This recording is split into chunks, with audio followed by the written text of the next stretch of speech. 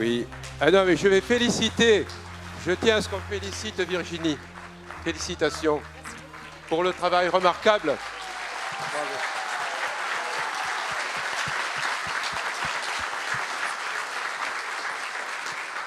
Bien. Féliciter aussi l'organisation, parce que vraiment, vous avez été remarquable parce que vous avez écrit un scénario. Parce que le scénario, il fallait l'écrire, il fallait anticiper l'état des lieux au départ sur le volet environnemental, pour terminer sur la partie un petit peu plus humaine. Et que peut faire le Cobati, comment peut-on intervenir, quel partenariat, etc. Enfin, je vais le développer, tout ça. Mais c'est vrai que vous avez écrit un casting remarquable, vous avez écrit un scénario remarquable, que le casting était à la hauteur, parce que les acteurs ont été très très bons. Et là, je veux qu'on les applaudisse, parce que...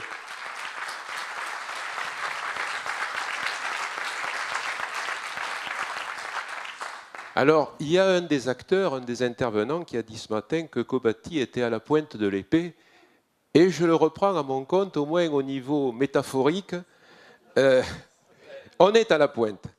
Et Cobati est à la pointe parce que Cobati emboîte l'actualité. Alors, pas l'actualité médiatique, hein, pas l'actualité du quotidien, mais l'actualité des grands enjeux. Et Cobatimed, qui au départ s'appelait Euromed, pareil, avait emboîté à une époque, je crois qu'il y avait eu le processus de Barcelone en 1995, c'est-à-dire un partenariat entre l'Union européenne et 10 pays de la rive sud et est de la Méditerranée, c'est-à-dire en gros du Maroc à la Turquie, en prenant tous les pays arabes et plus la Turquie, sur l'autre rive de la Méditerranée, plus l'Union européenne, donc avait décidé de construire ensemble un espace de paix, de sécurité et de prospérité partagée. Bon, c'est toujours l'enjeu aujourd'hui. Alors Cobati, à l'époque, Cobati avait créé Euromed sous la présidence de Michel Darnay. Donc la présidence d'Euromed d'ailleurs avait été donnée, je crois, avait été confiée à Jean-Yves Pons qui ne s'y attendait pas, je crois à l'époque, je ne le vois pas Jean-Yves, mais il va lever la main. Et Toufik Salab faisait le lien avec Bruxelles et Jean Sio. Donc je voudrais qu'on les applaudisse tous les deux parce que eux deux, Jean-Yves et Toufik, vous êtes à l'origine. Si on est là aujourd'hui,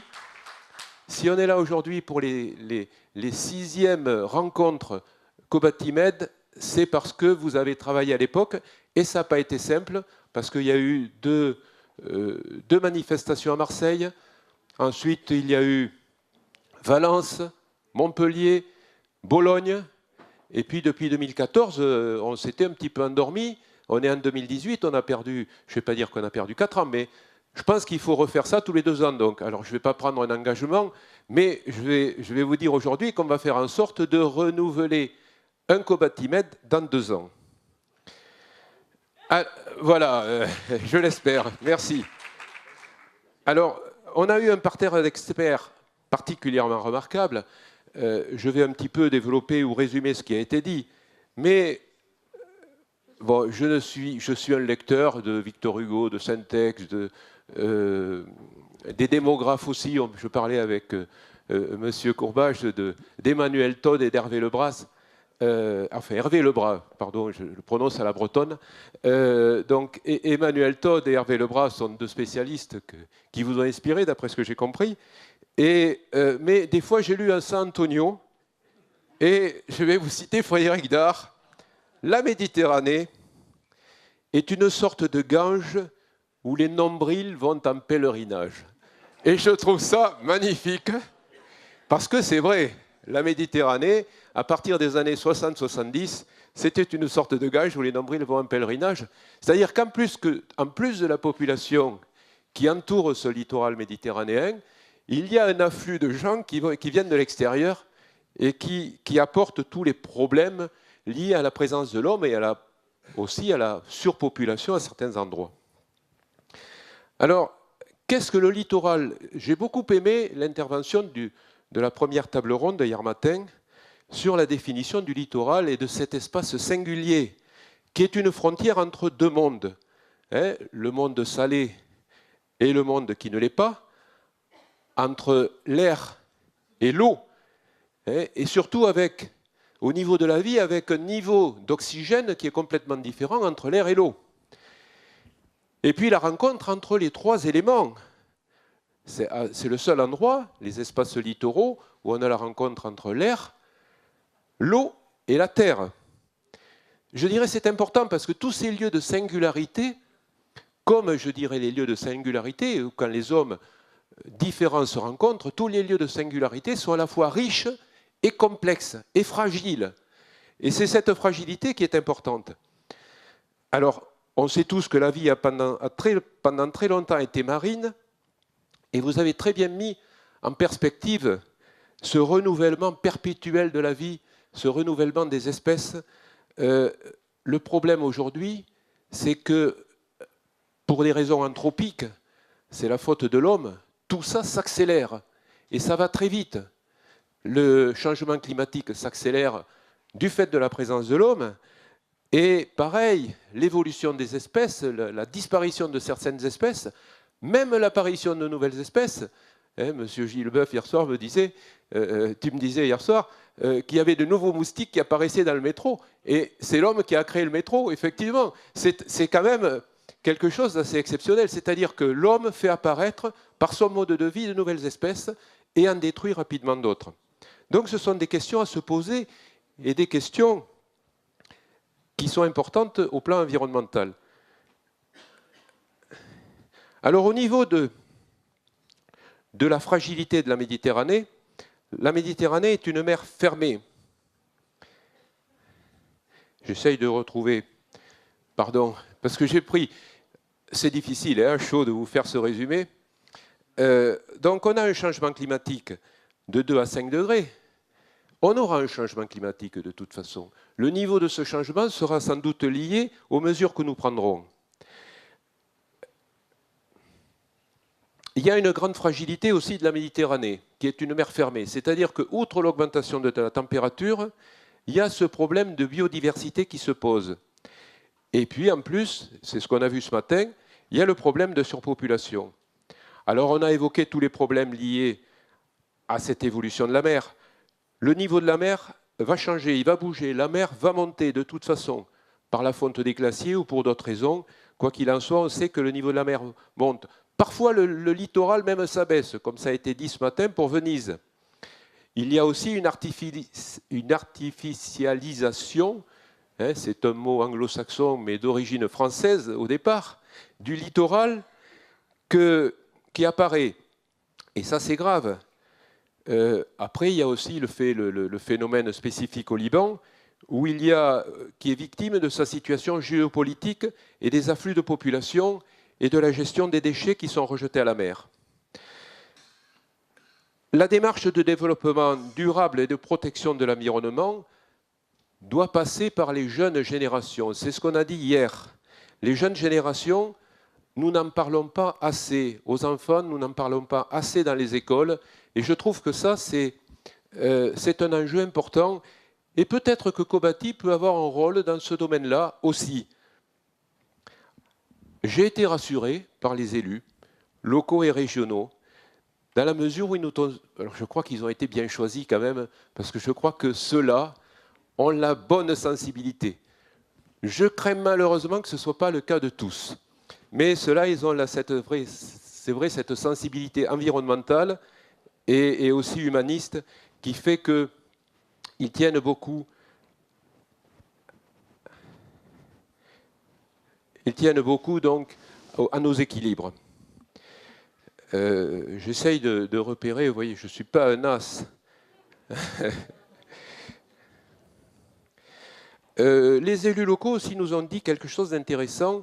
Il y a une coopération entre les pays de l'arc méditerranéen, la France, l'Italie, l'Espagne, les élus qui étaient présents hier. Je pense que cet arc, puisque l'arc effectivement va de l'Andalousie à la Sicile, cet arc devrait être élargi et faire tout le tour, faire une boucle, voilà, qui ferait tout le tour de la Méditerranée. J'ai été aussi très rassuré, et nous avons été très rassurés, par les gens qui ont en responsabilité les aménagements portuaires et les ports de plaisance, qui nous ont dit « Nous, on n'a pas de velléité d'augmenter le nombre de ports de plaisance. On veut améliorer ce qui existe. » Et ça, je trouve que c'est très bien. Alors après, aujourd'hui, on est entré dans le dur, avec les perspectives démographiques. Je crois que sur ce point-là, on l'a dit, et on sera d'accord avec M. Courbage, il ne faut pas dramatiser. Les perspectives démographiques, elles sont rassurantes. Certes, il y a des situations différentes, il y a des hotspots, comme vous avez très bien dit. Il y a deux situations différentes au niveau de la Méditerranée. Et c'est vrai qu'elles sont vraiment remarquables, ces deux situations. Il y a le Maghreb, c'est-à-dire l'ouest de l'Afrique du Nord. Le Maghreb qui, lui, a vécu sous influence française un certain temps, a vécu sous une forme de laïcité et ne fait que entre 2 et 2,5 enfants par femme. Donc, les populations vont se renouveler. Bon, il y aura un vieillissement, certes, de leur population, donc une augmentation en nombre, en valeur absolue, mais les populations vont se renouveler, mais il n'y a pas de gros risques.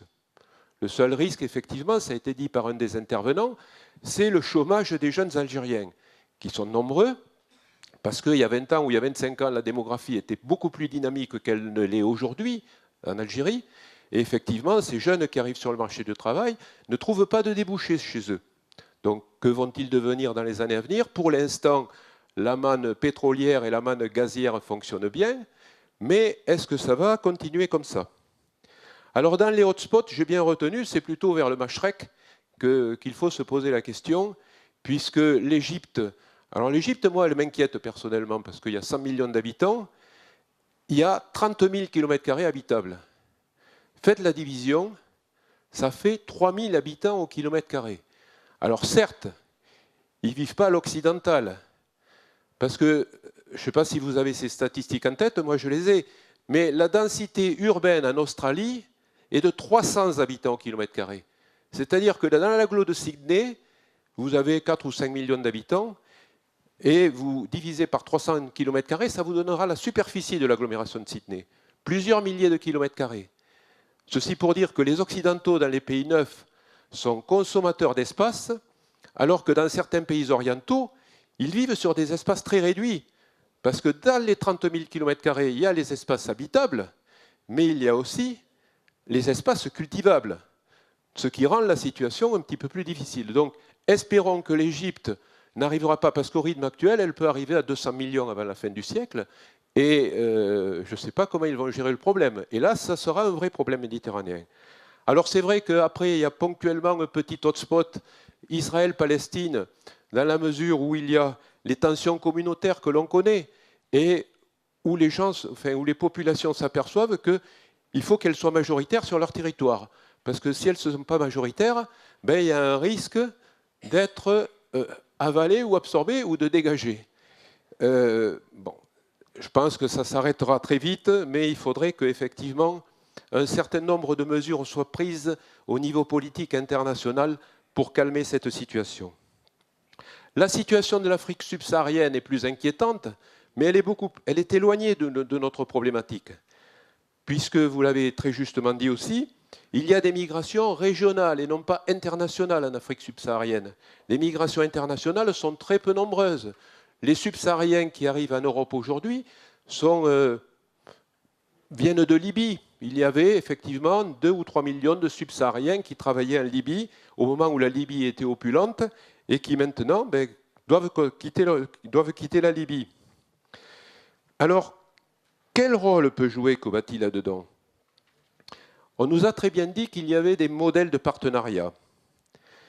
Le partage des connaissances, la mutualisation de nos connaissances, à l'instar de l'action que fait l'ASCAM, donc qui réunit toutes les CCI des pays riverains de la Méditerranée.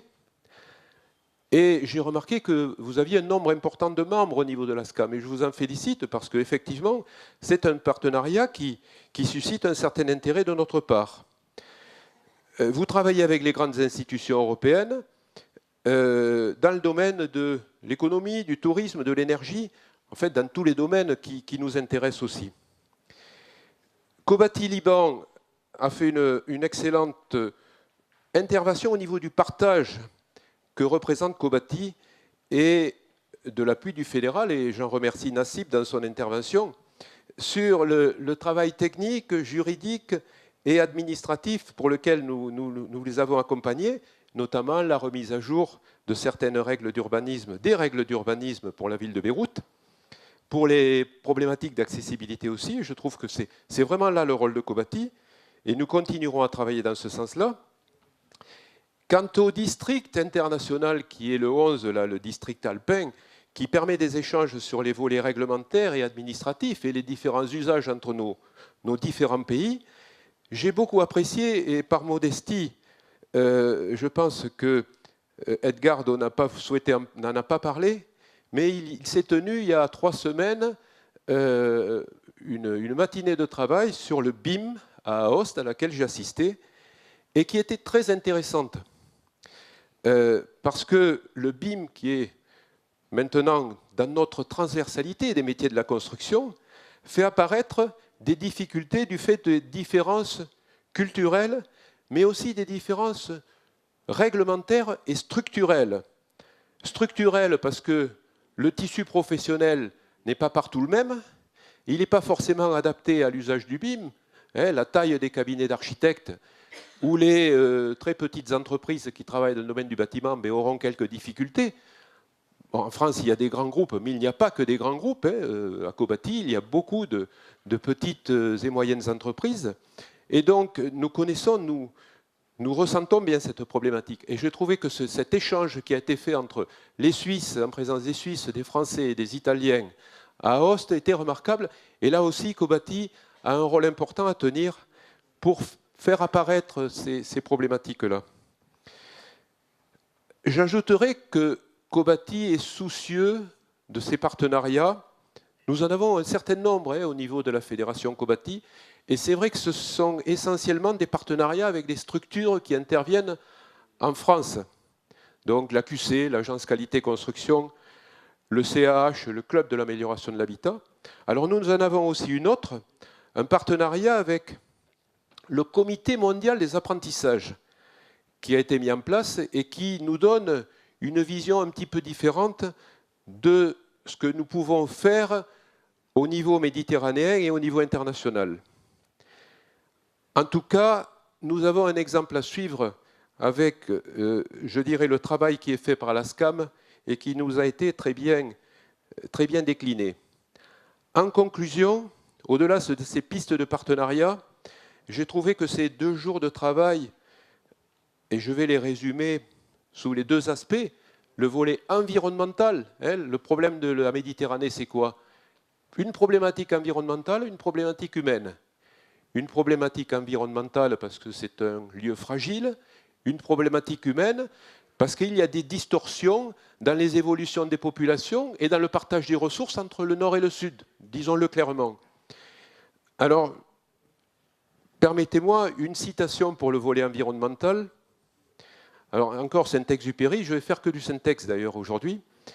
Nous n'héritons pas de la terre de nos parents, mais nous l'empruntons à nos enfants. C'est tiré de Terre des Hommes, et il semblerait que ça vienne d'un proverbe, qui se soit inspiré d'un proverbe africain. Pardon? Amérindien. Ah d'accord, voilà. Je n'avais pas toutes les références. Mais comme les Marseillais, je crois qu'il ne faut jamais être inquiet sur l'humain. Ça a été très bien dit, et je trouvais cette phrase, c'est presque une parabole. Et là aussi, je vais paraphraser Saint-Ex, puisque je suis un Méditerranéen, un euro-méditerranéen. Je dirais, si tu diffères de moi, mon frère méditerranéen, au lieu de me léser, tu m'enrichis. Voilà. Merci beaucoup. Monsieur le Président fédéral, merci beaucoup.